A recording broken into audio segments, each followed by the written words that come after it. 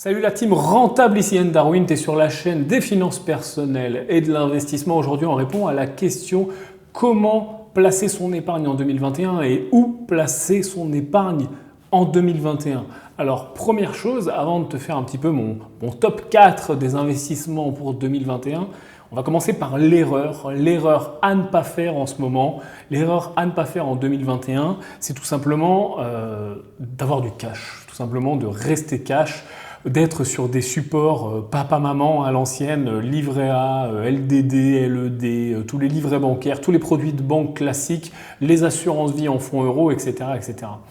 Alors, pourquoi je te dis qu'il est contre-productif, même dangereux d'avoir du cash en 2021 ? C'est très simple, je vais te l'expliquer dans le détail. Première chose qu'il faut vraiment comprendre, et on en avait déjà parlé sur la vidéo sur les taux d'intérêt, si tu te rappelles bien, où justement on s'intéressait à comment fonctionnent les taux d'intérêt, les taux directeurs notamment. Si tu l'as suivi, je te mets le lien, et si tu l'as suivi, tu as compris et tu te rappelles que là, tu reconnais peut-être cette courbe, on parle des taux fédéraux. Donc là, on a la courbe historique des taux fédéraux, donc de la Fed. Alors pourquoi, petite parenthèse, je prends les taux de la Fed? On va voir après la BCE, mais c'est quand même la Fed qui donne le là. C'est elle qui est scrutée par toutes les autres banques centrales, puisqu'il y a quand même une notion de concurrence entre les économies. Et ce que dit la Fed, globalement, soit les autres acceptent et disent merci et amen, ou soit c'est un petit peu compliqué pour eux. Donc, on s'intéresse d'abord à ces taux-là. Ces taux-là, on voit qu'ils sont à zéro ou quasi zéro depuis le début finalement de la crise du coronavirus. Au tout début, tu vois, on était aux alentours de 2, 2,50, 2,40. Ça a commencé à se gâter 1,55 et puis d'un seul coup, boum, la Fed a sorti le bazooka, a baissé les taux aux alentours de 0 et puis a mis en place toutes ces politiques de QE, de rachat d'actifs, etc. Mais tu vois que dans l'histoire, finalement, on est quand même sur quelque chose d'assez rare. Ça s'est déjà produit à la suite de la crise des subprimes, où pareil, pendant quasiment 7 ans, on est resté 5-6 ans, quasiment 7 ans, puisque bon, la remontée a été graduelle, on est resté très bas sur les taux. Avant ça, eh bien, on était aux alentours de 5. Après la bulle Internet, on était à 6 et boum, on est redescendu aux alentours de 1, ce qui était déjà fou à l'époque. À l'époque, on s'imaginait pas devoir ressortir des taux quasiment zéro. Quand on regarde aux alentours de 1980, et c'est aussi pour ça qu'on comprend que parfois, on est mal conseillé, entre guillemets, ou on est dans les réunions de machine à café, les discussions de machine à café ou les discussions de repas de famille. Quand tu as des gens qui ont 50, 60, 70 ans, qui étaient eux-mêmes investisseurs dans les années 70-80, on comprend qu'on ne peut pas se comprendre en fait. Parce que dans les années 70, les taux étaient aux alentours de 5, puis ils sont montés aux alentours de 10, et dans les années 80, ils sont montés jusqu'à 20%. Donc ce qui veut dire que l'épargne était rémunérée quasiment à ces taux-là, un petit peu en dessous, markup des banques, etc., on l'a déjà expliqué, mais l'épargne était très bien rémunérée. Alors le pendant, bien sûr, les crédits coûtaient beaucoup plus cher, quand on s'endettait pour acheter une maison à l'époque, on payait très cher d'intérêt, on payait vraiment beaucoup d'intérêt, mais d'un autre côté, c'était simple de faire plus de 10%, plus de 12%, plus de 15% sur un placement sécurisé, papa-maman, livret bancaire. Pourquoi ? Parce que les taux directeurs étaient beaucoup plus hauts, tout simplement. Et les taux de la Fed, je te les affiche, je t'affiche d'ailleurs la Fed ainsi que toutes les banques centrales et les diverses économies. On voit que donc tu vois, ce qui nous intéresse pour la Banque centrale européenne, c'est la ligne en pointillé. On voit qu'on est également à taux zéro et pour certaines économies, on est même descendu sur d'autres taux qui ne sont pas les taux directeurs, qui sont des taux internes à ces économies-là, en négatif. Ça, pareil, c'est des choses qui étaient arrivées très brièvement à la suite de la crise des subprimes, mais on parle quand même de quelque chose qui est extrêmement rare, extrêmement exceptionnel. Et ce qu'on vit en ce moment, pourquoi je te dis que c'est dangereux pour ton cash ?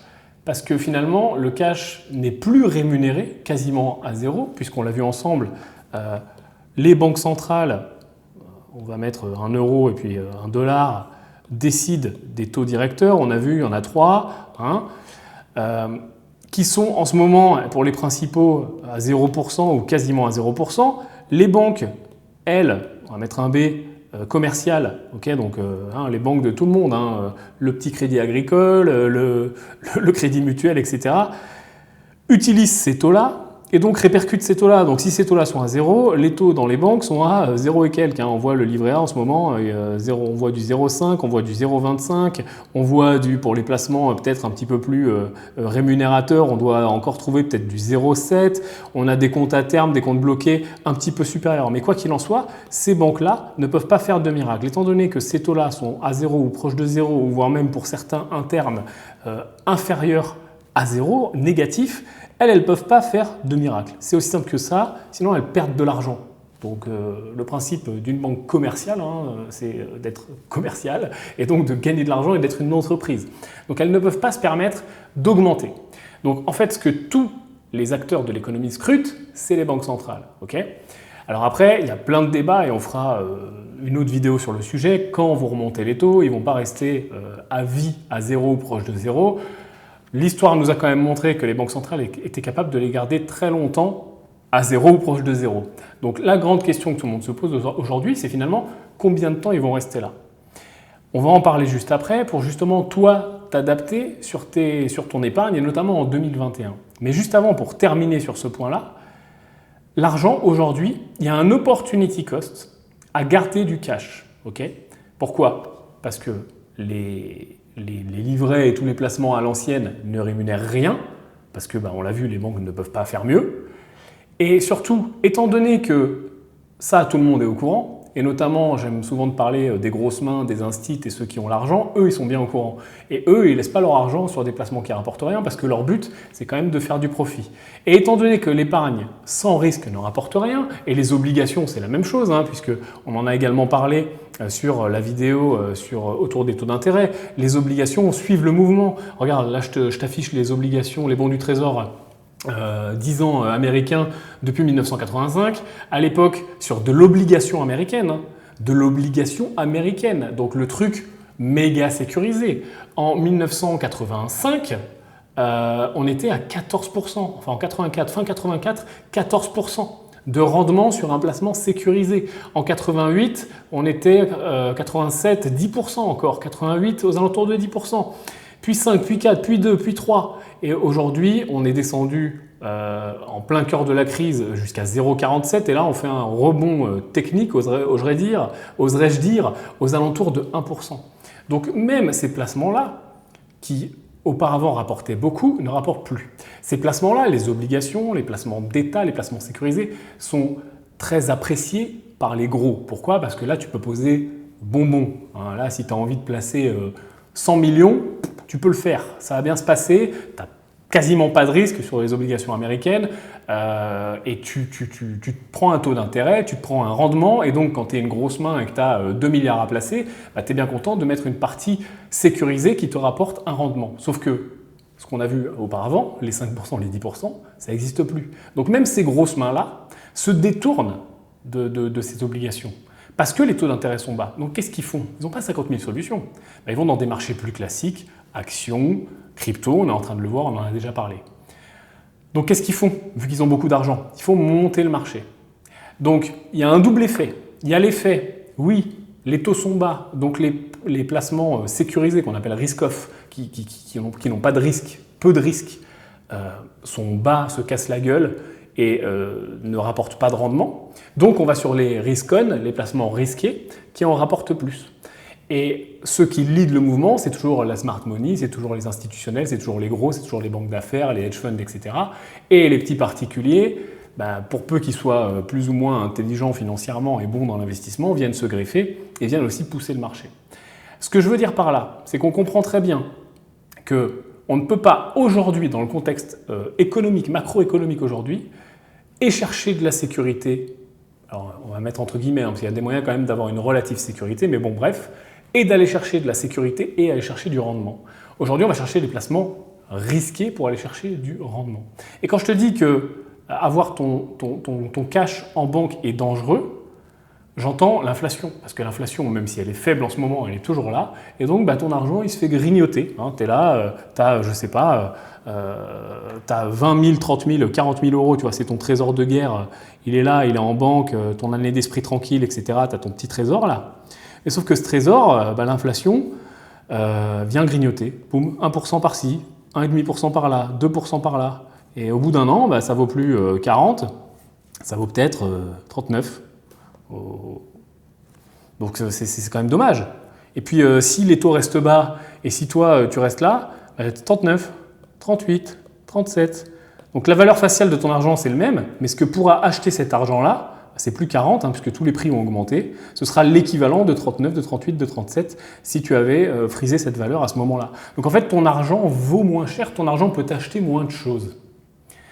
Donc maintenant, je sais que tu vas être un peu perdu peut-être parce que souvent je te dis garde un an d'esprit tranquille si tu fais de l'immobilier, garde une épargne de sécurité, garde 3 mois, 4 mois, 6 mois de niveau de vie si jamais tu es chef d'entreprise, etc. Je te parle souvent d'avoir un matelas de sécurité, je te parle souvent d'avoir de l'épargne pour la banque, pour avoir un bon profil, un bon scoring, etc. Donc là ce qu'il faut faire c'est trouver le juste milieu et jouer avec les règles du jeu. C'est-à-dire que je te parle très souvent d'allocation, je te parle très souvent de risque et je te parle très souvent de liquidité des placements. Et ça, c'est quand même super important à comprendre. Il est très important, tiens, je vais prendre l'exemple d'un investisseur immobilier. Il est très important d'avoir ce que j'appelle l'année d'esprit tranquille. Un an, esprit tranquille. Okay, ce que j'appelle l'année d'esprit tranquille, c'est un an de loyer. Par exemple, imaginons que tu as un immeuble, que cet immeuble te rapporte à l'année 20 000 euros de loyer. Okay, ben moi, ce que je dis, et c'est plutôt vrai, plus tu es débutant, plus c'est vrai. Okay, une fois que tu as 10 immeubles, tu ne peux pas avoir un an d'esprit tranquille sur tes 10 immeubles. Mais quand tu es débutant, c'est une métrique qui est facile, rapide, tu vois, un peu baguette magique à comprendre. Mais encore une fois, ça s'adapte. Parce que si à côté de ça, tu me dis, bah moi j'ai, je sais pas, un placement qui est bloqué, ou un héritage qui est en cours, ou ce que tu as envie, ou alors j'investis déjà beaucoup sur les marchés financiers, donc j'ai la plupart de mon épargne qui est ici, mais qui est liquide, que je peux récupérer, etc. Pour moi, c'est quand même une année d'esprit tranquille. C'est pour ça que je vais aller jusqu'au bout de mon raisonnement pour que tu comprennes bien. Donc, un an d'esprit tranquille, ok ? Ça veut dire que si jamais cet immeuble est plus loué pour X ou Y raison, locataires qui s'en vont, coronavirus, tout ce que tu as envie, un incendie, tout ce que tu as envie, j'ai un an de loyer d'avance qui me permet d'avoir de l'épargne de sécurité, de ne pas être en défaut de prêt, etc., etc. Mais souvent, et c'est là que les gens ne comprennent pas, ils pensent que je dis que cette année, elle doit être à la banque sur un livret A, par exemple, ou sur un placement tout pourri. Non, non, non. Moi, ce qui m'intéresse, c'est que tu aies un an d'esprit tranquille, et plus tu vas rajouter des immeubles, et plus tu vas rajouter de l'esprit tranquille. Ok ? Et bien plus après, tu vas pouvoir te permettre d'être à un peu moins d'un an. Mais toujours pareil, les ratios, tu vas voir qu'ils vont quand même être vrais, parce que si tu rajoutes du patrimoine, forcément, tu vas rajouter des rentrées d'argent, etc., etc. Mais quel intérêt d'avoir cette épargne ici ? Alors tu vas me dire, l'intérêt, c'est que c'est pas risqué. C'est que demain, je peux le ressortir, c'est rapide. Donc rapide, c'est comme liquide, c'est pareil. Donc tu vas me dire, oui, moi, ça me rassure d'avoir cette année d'esprit tranquille là. Moi, si je te disais, cette année d'esprit tranquille, je vais la mettre sur un placement où je vais pouvoir contenir le risque, et pareil, qui va être rapide et liquide, mais qui va rapporter 10 fois plus. Est-ce que ça ne serait pas intéressant de ne pas faire ce livret A et d'aller sur ce placement-là ? Et ça, c'est tout l'enjeu du moment. C'est de se dire, j'ai un opportunity cost, un coût d'opportunité à laisser mon argent ne rien faire. Pourquoi ? Parce que si je soustrais mon argent qui fait quelque chose à 10%, okay, 100 000 à 10%, 10 000, à ce même argent qui fait quelque chose à 0,5%, et que je regarde 10 000 contre 500 balles, j'ai un coût d'opportunité de 9 500 de ne rien faire. Ça me coûte 9 500 de différentiel de rendement potentiel, c'est ça le coût d'opportunité, de laisser cet argent là. Et quand on parle de 10%, c'est quand même un rendement atteignable, tu le sais, pas dégueu, etc. Mais c'est surtout, ça fait quand même une vraie différence. C'est-à-dire que à quel moment un investisseur rentable, intelligent, accepte de perdre 9,5%, là, dans mon exemple, entre un livret à la con et un placement à 10%. C'est pas possible d'accepter ça. Donc c'est là tout l'enjeu de où placer son épargne, etc., etc. Donc mon premier point, c'est vraiment de comprendre ça. C'est de comprendre déjà où ne pas placer son épargne. Oui, il va y avoir des niveaux qui vont différer. C'est-à-dire que si là, en effet, toute ta fortune, je reprends mon exemple là, des loyers, des 20 000 euros, etc. Si là, toute ta fortune, toi, en effet, c'est 20 000 et que tu es super ric-rac, tu as cet immeuble, tu n'as rien d'autre dans ta vie, c'est sûr que ces 20 000, il va falloir y faire super gaffe. Donc, on va pas mettre ça sur un livret A, mais on va aussi chercher à diminuer le risque à mort. Donc, ça passe par l'allocation. Regarde, je te prends un exemple très simple. Je vais te prendre un exemple extrêmement simple, mais extrêmement polarisé. Okay, on reste sur l'exemple de cette personne-là. Tu me dis, voilà, c'est toute ma vie, vraiment, ces 20 000 euros, je ne peux pas me permettre de les perdre. Ok. Restons sur un livret A pour 18 000 euros. Et partons sur, je te prends un exemple très polarisé, hein, c'est volontaire. Et partons sur des cryptos, qui sont le truc le plus volatile et le plus risqué du monde, pour 2 000 euros. Là, on comprend que même si ma ligne crypto fait moins 50%, je perds 1 000 euros. Okay, donc oui, 1 000 euros sur 20 000, ça ne fait pas plaisir, mais tu vois qu'il y a un juste milieu entre faire all-in crypto, all-in livret A. Et c'est tout l'enjeu de l'allocation. Et c'est exactement ça l'allocation, c'est de se dire, ok, certes, allez, j'en laisse un petit peu en banque, mais je vais faire, je sais pas moi, des cryptos, je vais faire de la bourse, je vais faire du trading, je vais faire du private equity si ça m'intéresse, je vais faire peut-être de l'obligation sur une partie parce que je veux me diversifier sur une monnaie par exemple étrangère, je vais faire, qu'est-ce que j'oublie là-dedans ? Banque, crypto, bourse, tac, tac, tac, on est pas mal déjà, tu vois. Et là, je vais faire une allocation. Et chaque ligne va être intelligemment pensée, et c'est tout mon but sur cette chaîne, de t'inculquer ça, en termes de risque, rendement, liquidité. Donc il y a le risque, il y a le rendement, il y a le risque, hein, je te le fais en grand, la liquidité, sur la totalité de mon cash disponible et même au-delà de ça, la totalité de mon patrimoine. C'est exactement ce qu'on apprend à faire dans l'atelier épargne, la méthode Prime, que je te remets encore en lien. Si vraiment tu ne l'as pas vu, que tu es nouveau sur cette chaîne, va jeter un œil, télécharge le fichier Excel, commence à faire cette gymnastique mentale, cette gymnastique d'investisseur. Parce qu'au début, tu vas être perdu, au début, tu vas avoir plein de questions et c'est normal en disant qu'est-ce qui est mieux, de faire ça, de faire ci, de faire ça.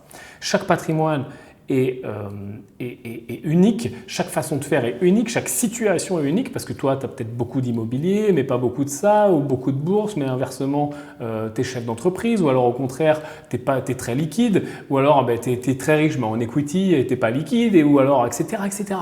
Donc, il n'y a pas de méthode miracle de comment placer son argent, comment devenir riche, etc. On est juste en train d'apprendre des règles du jeu. Tu vois, c'est un jeu, il est un peu compliqué, comme les échecs. Tu vois, les échecs, c'est un peu compliqué. Il y a plein de techniques, les pièces, elles ne font pas les mêmes choses, etc. Il y a plein de règles, il faut les connaître, il faut s'entraîner. C'est la même chose. L'argent est une compétence, l'investissement est une compétence. Ça s'apprend. Maintenant, passons sur les placements que moi, je vois pour 2021. Tu vas voir, j'ai pas réinventé la roue, mais c'est quand même super important de se faire son plan d'action. Là, on est en début d'année, c'est maintenant que ça se passe. C'est pas demain, c'est maintenant. Donc j'en ai 4. Et je te les ai mis dans l'ordre. Justement, tu te rappelles, on a vu un petit peu plus tôt ici le rendement potentiel, le risque potentiel, la liquidité, etc., etc. Là, finalement, on pourrait faire à peu près une moyenne de tout ça. Eh bien, c'est ce que j'ai fait. Je les ai mis dans l'ordre, on va dire, du moins risqué au plus risqué, du plus rentable au moins rentable. Enfin, j'ai fait un espèce de classement, tout simplement, sur ce que je pense.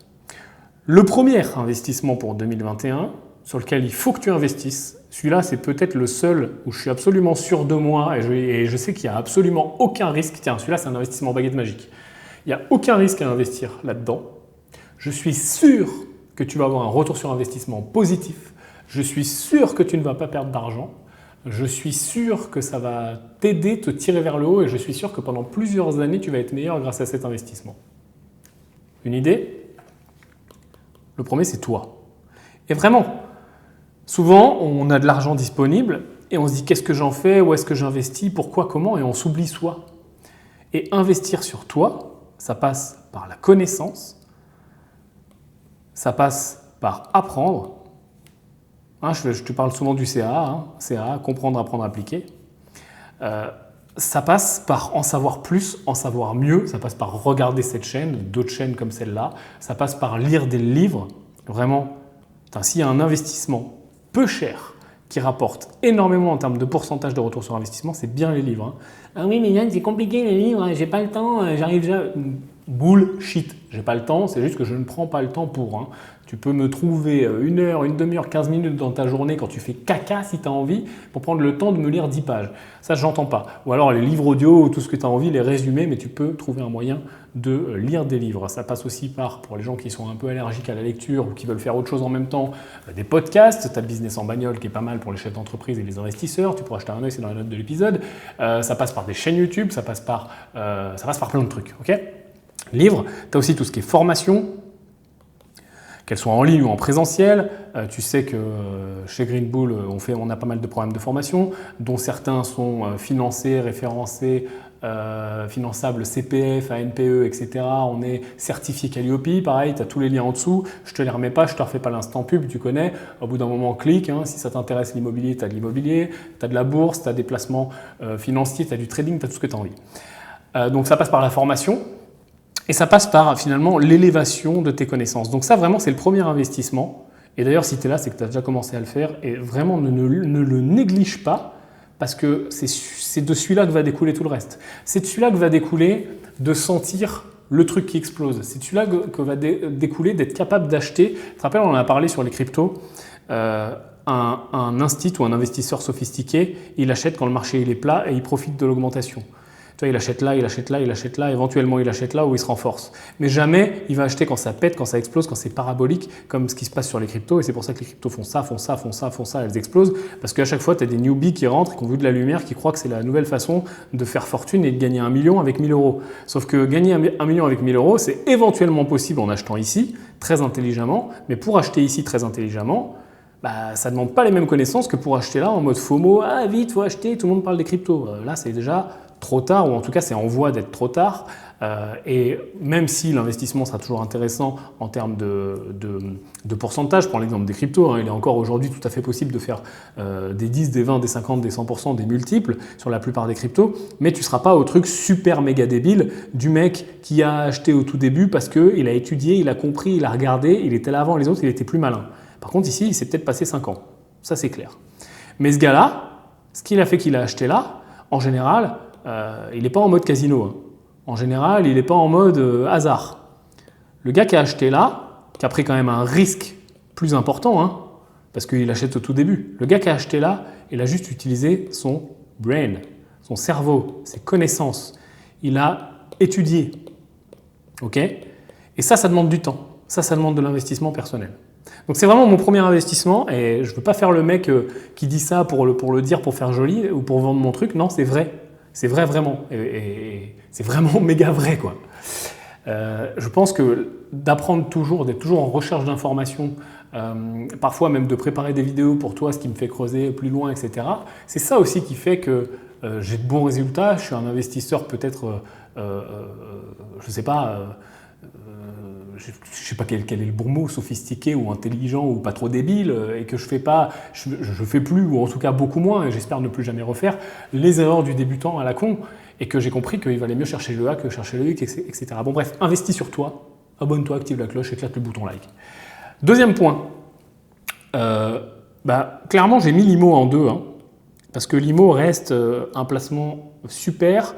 En 2021, je pense que les prix de l'IMO ne vont pas baisser tout de suite, même si par le passé, comme quoi tout le monde peut se tromper et tout le monde peut revenir sur ses décisions. En tout cas, j'appelle même pas ça se tromper, j'appelle ça s'adapter aux règles du jeu et s'adapter justement aux conditions macro et micro. Au début de la crise du coronavirus, tout le monde avait peur, tout le monde disait l'immobilier va baisser. Moi, le premier, je me dis putain, je comprends pas comment la demande peut rester forte. Et en fait, ce qu'on n'avait pas vu à ce moment-là, c'est ce que je t'ai montré en début de vidéo. C'est que les banques allaient baisser les taux, injecter de l'argent, plan de relance sur plan de relance, les économies, les gouvernements, etc. Et en fait, artificiellement, la demande est maintenue grâce à ces plans de relance, grâce à cet argent injecté et surtout grâce à ces taux bas. Ce qui fait que les taux des crédits sont bas, des crédits immobiliers, des prêts immo. Alors même si, oui, par-ci, par-là, on a resserré un peu les conditions, enfin mon cul, hein, je vois la team rentable, le nombre de prêts qui passent tous les jours, les conditions sont resserrées, bon, il faut peut-être présenter un petit peu mieux son dossier, mais ça envoie quand même, la planche à billets, ça envoie quand même du prêt. Hein. Donc, tu vois, cette demande IMO, elle est soutenue, parce que si les prêts sont pas chers, on en donne quand même pas mal, que y a quelques mecs qui sont obligés de vendre parce qu'en plus, contexte économique, etc. Mais il y a quand même beaucoup d'investisseurs qui ont du cash, qui cherchent des placements, on l'a vu en début de vidéo, des placements un peu plus risqués. Ah oui, l'immobilier est plus risqué que le cash. Hein. Alors pas dans le contexte économique actuel avec inflation, etc. Mais là, de base, dans un contexte de base où il y a des bons taux d'intérêt en banque, tiens, revenons en 1990, où je posais mon argent à la banque, je pouvais faire 10 ou 15% de rendement. L'immobilier finalement était plus risqué que le cash. En tout cas, il n'y avait pas beaucoup d'upside, à part en effet la valeur patrimoniale, etc. Et puis le fait que le marché était super bien orienté parce que pareil, il y avait beaucoup de croissance économique, mais l'immobilier était finalement proportionnellement plus risqué qu'aujourd'hui. Tu vois ce que je veux dire? Là aujourd'hui, étant donné que le cash rapporte rien, l'immobilier finalement apparaît comme un placement bien placé, quoi, avec un risque très limité, la pierre, etc. Même si ça peut descendre, on sait très bien que c'est un très bon stock de valeur. Les prêts faciles, un investissement en fonds propres négatifs, parce qu'on peut se faire financer la totalité, on peut se faire financer les frais, on peut se faire financer les frais de notaire, les frais d'agence, les travaux, etc. Très peu d'apport, voire zéro apport, etc. Donc, je ne pense pas que les prix vont baisser tant qu'on est dans ce contexte de taux très bas. C'est sûr que si demain, les banques centrales disent on augmente de 0,25, 0,50, 1 point, là c'est clair que ça va devenir peut-être un petit peu plus compliqué, étant donné que la demande va se tarir un petit peu.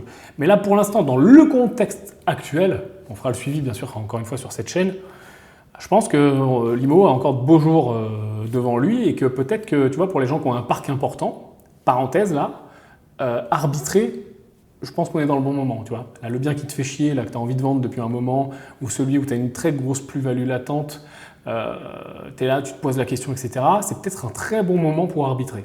Les prix sont hauts, la demande est importante. Voilà ce que j'en pense. Donc, j'ai gardé l'IMO en 2.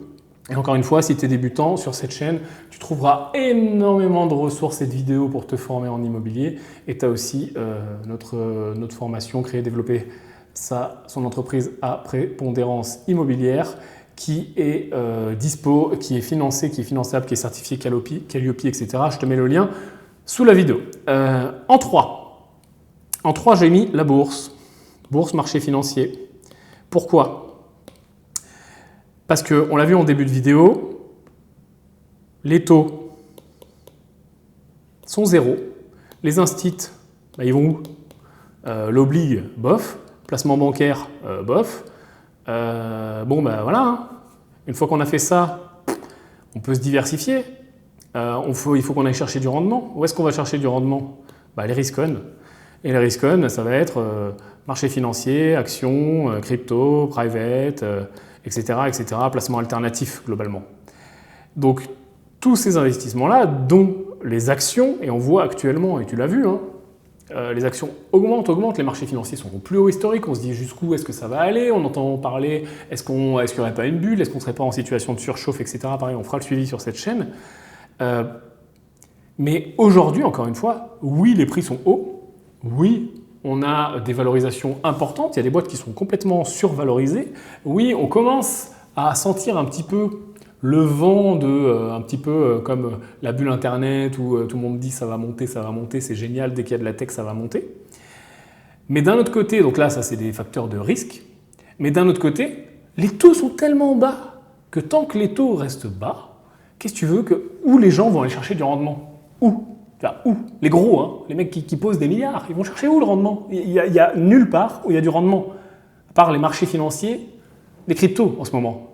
C'est globalement, et puis sans parler des trucs un peu obscurs, etc., où tu ne vas pas pouvoir poser des milliards et des milliards. Parce que là, je te parle de gens, de fonds, de hedge funds, qui ont des milliards sous gestion. Tu les poses où tes milliards aujourd'hui? Dans pas beaucoup d'endroits. Et c'est aussi pour ça que tant que finalement ces milliards, ils ont encore le même opportunity cost qu'on avait nous tout à l'heure avec notre livret A, tant que ces milliards, ils ont cette opportunity cost en face de rien, tu les poses où? les marchés ils vont pas se casser la gueule, hein. Ils vont rester de plus en plus haut. Et en effet, on va voir si la bulle gonfle.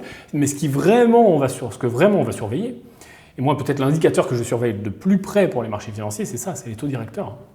Et alors là, bon, il est hors de question de les remonter, hein. Il est même plutôt question de, encore une fois, balancer de l'argent tout neuf dans l'économie. Même Biden est là en train de dire on balance, allons-y. Donc il n'est pas question de les remonter, mais quand même, tu sais qu'ils font des réunions 8 fois par an. Il faut surveiller ce qu'ils disent, parce qu'ils commencent à te préparer. Tu sais, en général, ils disent bon, là, on va pas monter, mais on commence à regarder que, attention, machin, inflation. Mais aujourd'hui, deuxième indicateur à surveiller. On l'a dit, on l'a vu dans la vidéo sur les banques centrales et sur les taux directeurs. C'est quoi le rôle de la banque centrale et des banques centrales? C'est de contrôler l'inflation, okay, et éventuellement contrôler le chômage aux États-Unis. L'inflation aujourd'hui, tout le monde en a peur, tout le monde dit oulala, là là, on met trop d'argent, on imprime trop d'argent, tout ce que tu as envie. Mais aujourd'hui, l'inflation, elle ne reflète pas ça. Hein. Elle ne reflète pas ça. Elle augmente un tout petit peu, on a eu quelques sursauts, mais elle ne reflète pas une explosion, une hyperinflation, tout ce que tu as envie, même une hausse de l'inflation. Non. Donc du coup, même les banques centrales qui doivent contrôler l'inflation, mais qui en même temps ont cette double mission de attention, contrôler le chômage, et puis que le système économique soit bien huilé, leur indicateur numéro 1 à elle, qui est l'inflation, il ne fait pas peur. Donc pourquoi elle remonterait les taux? Pourquoi elle commencerait à fermer le robinet? Donc tu vois, si on remonte et qu'on retire toute la pelote, on en revient aux gros, on en revient aux investisseurs. Je ne vois pas pourquoi ils iraient chercher du rendement ailleurs, et je ne vois pas pourquoi ils commenceraient à ne serait-ce que se poser la question d'aller plutôt sur des risk-off, tu vois, d'aller vers l'or, etc. Tu vois, l'or, on le voit actuellement, il ne performe pas. Il a performé quand il y avait du risque, quand il y avait de la peur, parce que c'est un très bon placement en refuge, on l'a vu pendant le coronavirus, etc. Il a performé. Mais aujourd'hui, il ne performe plus. Pourquoi il ne performe plus? Parce que les gros et les gens vont chercher de la performance. Et ce n'est pas avec l'or qu'on va chercher de la performance, c'est avec des placements risqués. Donc encore une fois, le risque se situe là où on ne le voit pas. Parce qu'un placement considéré comme risqué, les actions c'est risqué, peuvent l'être avec une mauvaise allocation, en mettant les œillères en disant ça va monter jusqu'aux étoiles, en réfléchissant pas à tout ce que je suis en train de t'expliquer. Mais d'un autre côté, quand tu as une bonne allocation, tu réfléchis, tu analyses, tu suis, tu te poses des questions, tu réalloues, tu rebalances ton portefeuille, etc., tu suis l'actualité, le risque quand même il diminue. Oui, il y a un drawdown potentiel, mais si tes allocations sont bien faites, ok? Donc pour moi, bourse, marché financier. Et je ne vais pas aller plus loin dans cette vidéo sur les unités de temps, parce que sinon ça va prendre deux plombs, je te le fais très rapidement, mais tu sais que finalement sur les marchés financiers, il y a trois grandes façons d'investir. Hein. Très court terme, donc c'est tout ce qui est trading, une seconde, une semaine. Moyen terme, c'est tout ce qui est position trading, swing trading. Donc là, je vais mettre position. On va dire que ça va être une semaine, un an. Et long terme, portefeuille, bon père de famille, on va dire que c'est plus d'un an, jusqu'à 20 ans. RLT. Ok. Et finalement, les niveaux de risque diminuent. Là, si je te mets le risque, plus tu vas sur du long terme et plus le risque diminue.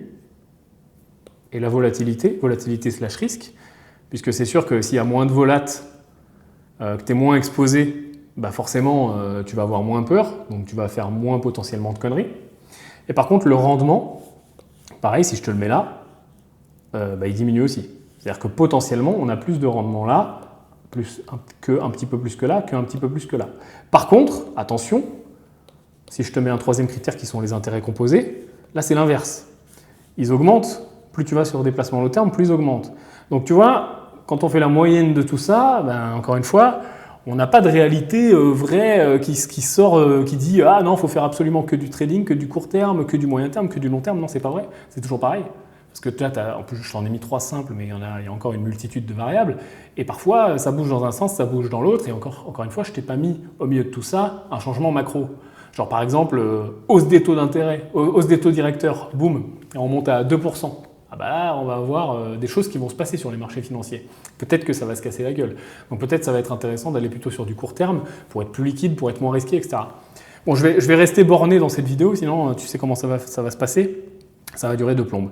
Quoi qu'il en soit, si tu es intéressé par ces 3 différents styles d'investissement, pareil, tu as les liens en bas de cette vidéo. Ce que je te conseille, si tu es débutant, le plus simple, vraiment, c'est ça. le plus simple, le plus même actuellement, hein, là j'ai envie de te dire, oui, le rendement il est moins bon, mais c'est pas vrai. Hein. Actuellement, le rendement, là ici, je vois des pourcentages débiles de rendement. Moi l'an dernier, là par exemple, je fais 63%. Là, sur mon portefeuille long terme, ce qui est exceptionnel, ce qui est une variation statistique, ce qui est carrément idiot, ce qui n'est pas normal en fait.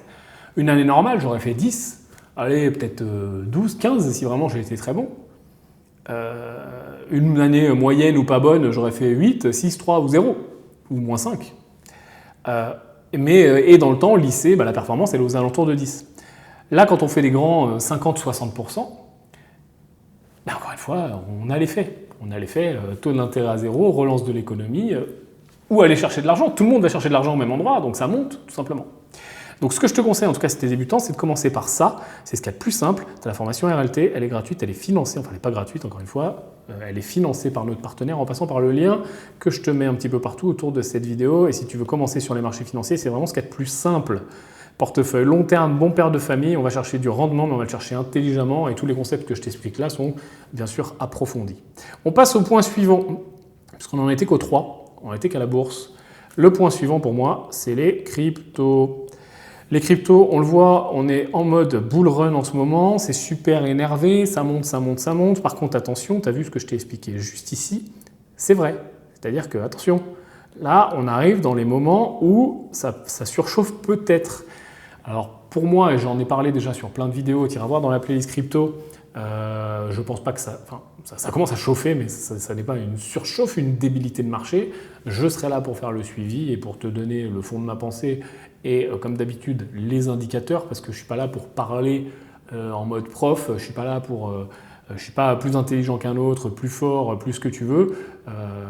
Tout ce que je fais et toutes les recherches que je fais et toutes les parfois même quand j'accompagne des gens en formation, je cherche toujours à valider avec des indicateurs, avec des indices, j'appelle ça des indices, j'appelle ça des preuves parfois, qu'on va trouver partout, quoi, hein, sur les indicateurs, sur les volumes, sur les news économiques, on regarde les banques centrales, on fait un peu d'analyse technique, graphique, et puis on mélange tout, quoi. Et le but, c'est d'être un investisseur intelligent. Encore une fois, on va chercher l'intelligence. Je ne veux surtout pas aller chercher le « va là-dedans, pose tout, t'inquiète frère, tu vas être millionnaire ». Pas du tout. Okay, toujours est-il que les cryptos, en ce moment, c'est cool. Mais volatilité, risque, etc. Donc encore une fois, allocation. Donc tu vois, sur mes 4 catégories là pour 2021, toi, bon, t'es bien parti, t'es avec moi. Je quand même que je me fasse un peu de pub. Je suis là pour élever ta conscience financière.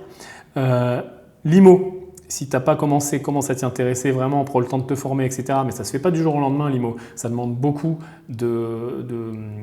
d'implication, ça demande des visites, ça demande du temps, ça demande de la rénovation, parce que si tu veux aller chercher du rendement avec l'IMO, tu ne vas pas le trouver sur le bon coin, hein, tu vas trouver que des biens tout pourris à 3, 4, 5% de renta. Donc pour aller chercher du rendement dans l'IMO, il faut aller chercher des travaux, il faut aller chercher de la rénovation, il faut aller chercher de la bonne affaire. Donc ça ne se trouve pas sous le sabot d'un cheval, comme dirait l'autre, c'est un petit peu compliqué, et donc en plus d'être formé, ça demande un peu de temps. Mais par contre, tu as une bonne balance risque-rendement ici, et la conjoncture est bien. La bourse, pareil, ça demande de la formation. Par contre, c'est plus simple, plus rapide à mettre en place, plus facile, j'ai envie de te dire, ou plus immédiat en tout cas. Attention, pareil, à la partie formation, suivi, etc. Et les cryptos, qui sont le plus risqué, mais aussi le plus volatile et potentiellement aujourd'hui le marché le plus débile avec les retours sur investissement, où tu as des journées, tu ne sais pas pourquoi ton portefeuille il fait plus 20%. Tu vois, voilà, quel marché fait ça à part les cryptos? Aucun, tout simplement. Mais attention par contre avec ça, te fais pas mal. Voilà, j'espère que cette vidéo t'a plu. Ce que je te propose maintenant, c'est de faire comme d'habitude, de prendre ta main droite, ta main gauche, tu chopes la jambe, le genou du bouton like, tu le chopes comme ça, tac, tu casses, tu vois, mes coups secs, tac, tu casses le bouton like en deux pour aider cette chaîne. Petit commentaire de référencement qui fait plaisir et je te dis à bientôt la team pour une prochaine vidéo. Ciao.